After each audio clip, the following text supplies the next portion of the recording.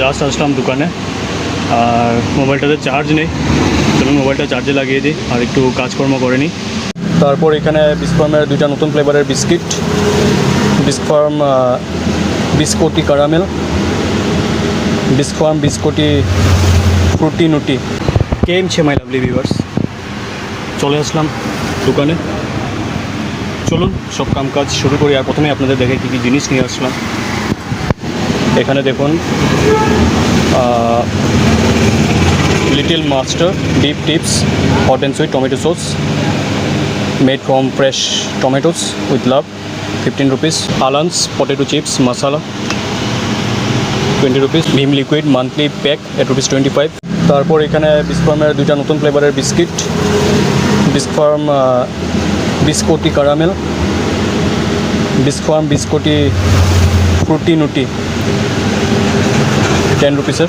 বিস্কফার্মের বিস্কিটগুলো অনেক টেস্ট থাকে, আমি নিজে বিস্কিটও টেস্ট করে দেখলাম, ভালো লাগলো তাই নিয়ে আসলাম।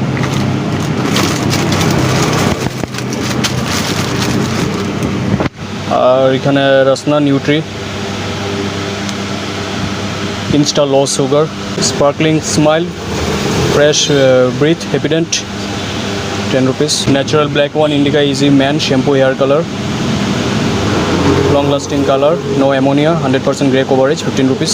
লাস্টে এখানে Bauli Moonfils soft and delicious croissant with cream feeling,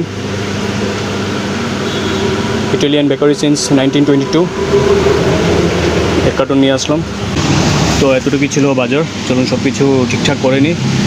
already time অনেক হয়ে গেছে, আসতে দেরি হলো আমার। চলুন শুরু করি কাম। তো জাস্ট আসলাম দোকানে, আর মোবাইলটাতে চার্জ নেই। চলুন মোবাইলটা চার্জে লাগিয়ে দিই আর একটু কাজকর্ম করে নিই। অনেক রৌদ্র, তাই দোকানের একটা সাইড লাগিয়ে রাখলাম। এই দেখুন, রৌদ্র গেলে সাইডটা খুলে দেবো, আগে মোবাইল চার্জ করে নিই। সন্ধ্যা দিয়ে অনেক সময় হলো বসে আছি। আর কালকে একজন ভাইয়া এসেছিলো আমার দোকানে ফার্স্ট টাইম চানা নিয়ে। তো কালকে তো চানা নিয়ে নিই, সন্ধ্যার সময় এসেছিলো, তো কালকে নিয়ে নিই, আজকে আবার আসলো।